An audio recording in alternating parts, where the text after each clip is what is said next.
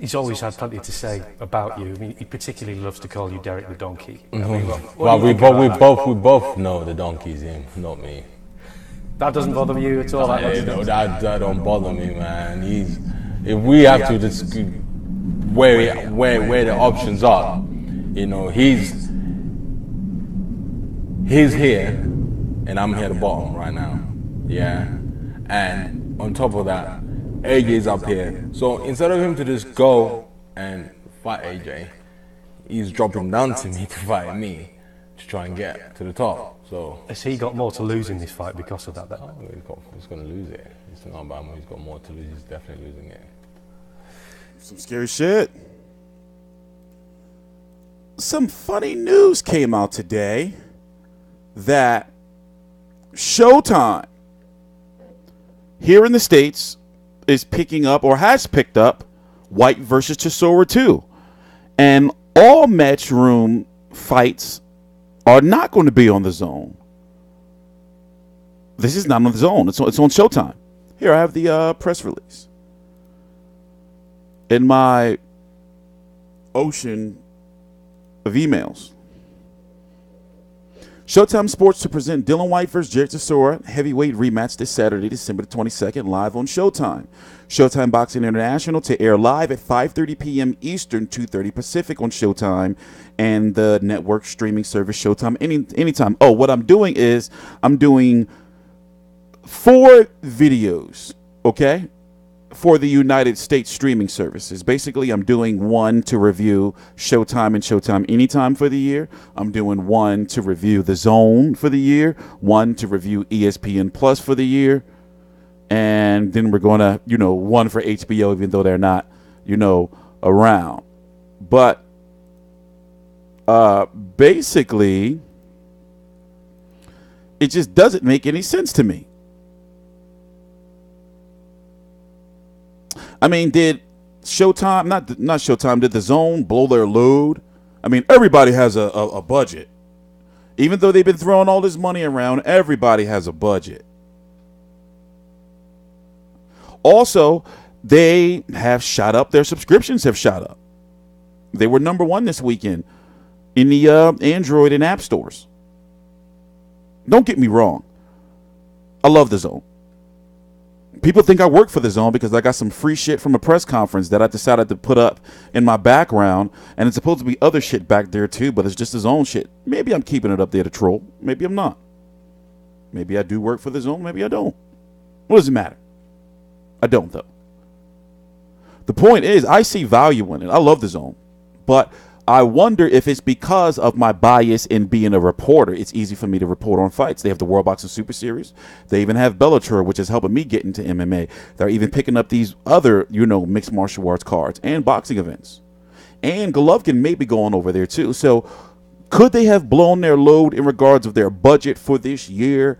And could this mean, well, listen, if we sign Golovkin and all their fighters, we don't have enough money to pick up this fight. Why was it even up for auction in the first place for anybody to pick it up? If Showtime picked it up, that means that ESPN Plus could have picked it up.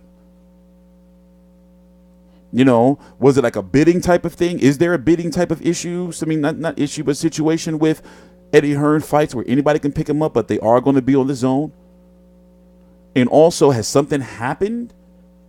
Because now it's not about Anthony Joshua in The Zone. It's about Canelo.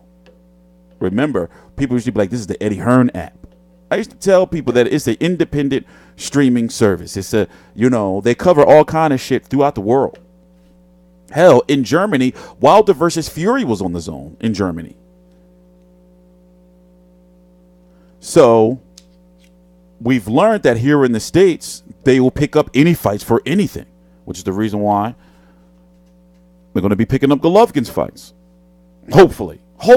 That's just a rumor.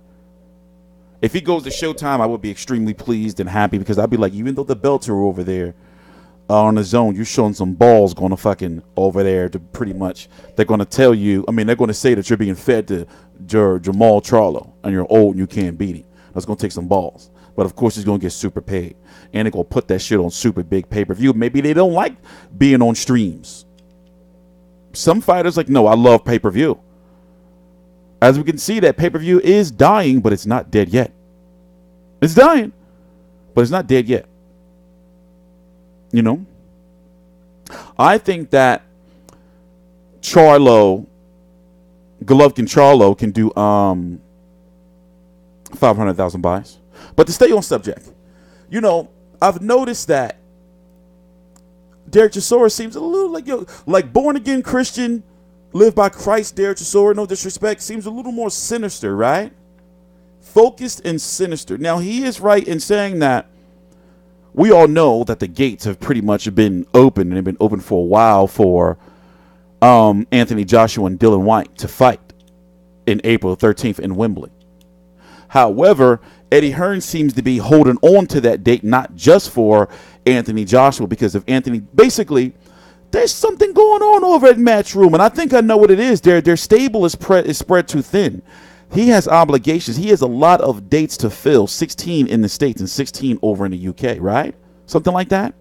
And then a mixture of little small fight night cards. Did you notice what's the co-feature or to Whyte versus Chisora 2? So his stable is spread thin. Even though they have all that access to all that cash, Heyman signed up all his fighters, the ones that they were talking about getting.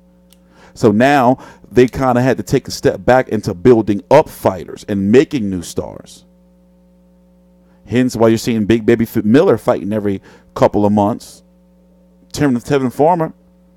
Those guys love being active. They're getting that money. I'm not saying there's nothing wrong with it.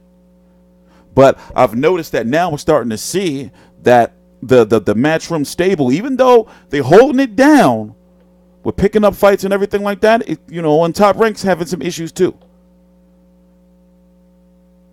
But in regards to this fight, very dangerous fight for Dillian Whyte. Very, very dangerous. This guy's like, it's not like this. This Dereck Chisora is scary, man.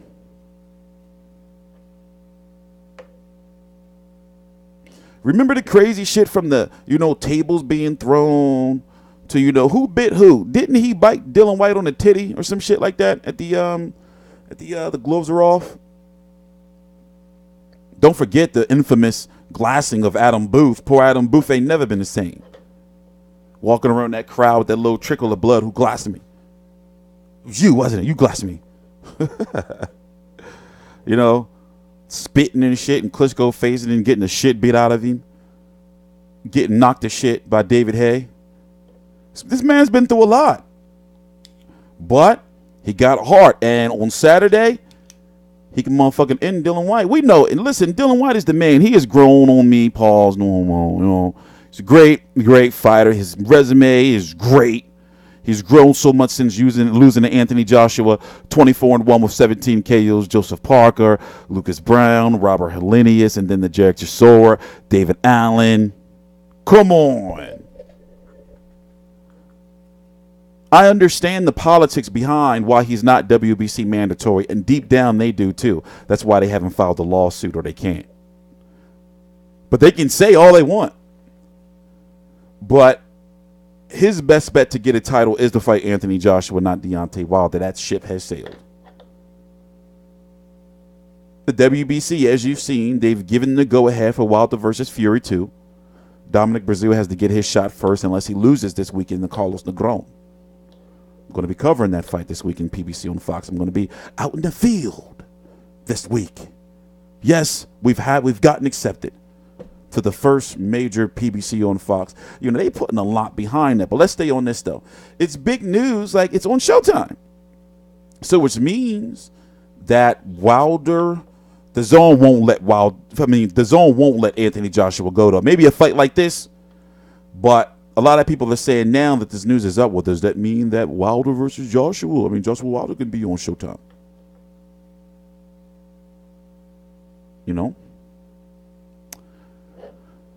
Still, nonetheless, the first fight, in my opinion, was a draw. And something is telling me that this Dereck Chisora is much more dangerous than the Dereck Chisora of, what was that, 2016?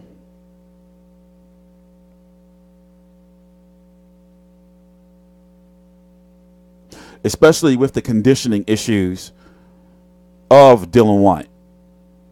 later in fights. That's been pretty evident. However, he will knock you the fuck out. But Dereck Chisora, even though he'll be stuck on those ropes getting his ass whipped, and it didn't just show in Carlos Takam either. He's got an engine and he's got a heart. So it's Dillian Whyte's best bet to get him out of there early. You do not want to go. He want to onslaught his ass. Because what's going to happen is that's going to really, that's going to fuck. Dereck Chisora can fuck up everything for Eddie Hearn if Dillian Whyte lose. He can fuck up so much shit. I'm trying to look and see where Dereck Chisora is ranked number 7 by the WBC, number 5 by the WBA and IBF, and number 11th by the WBO. Depending, see, I'm wondering, like, if Dereck Chisora was to knock out Dillian Whyte in spectacular fashion at the O2, will people be like, oh yeah, Chisora, Joshua's gotta fight him? Like, will people be like clamoring for it? Like, yeah, Wembley, Joshua, Chisora, and Wembley, yeah. Ah! Like, I don't know, man. They could pull it off, but will it be able to pull it off for 80,000? 70 though, just off of Joshua alone. We're gonna see. I'm TstreeT Controversy. This is TstreeT Controversy Live. We are going to be streaming the final press conference. And we still do have to talk about Warrington Frampton and the PBC. We have a very, very busy week here. So we're going to ease into things today. I'm going to put out 4 videos today. And then tomorrow, put out like 6. And then, Thursday, like 8. Friday, like 9. And then, Saturday's busy as shit. I'm TstreeT Controversy. This is TstreeT Controversy Live. Please subscribe.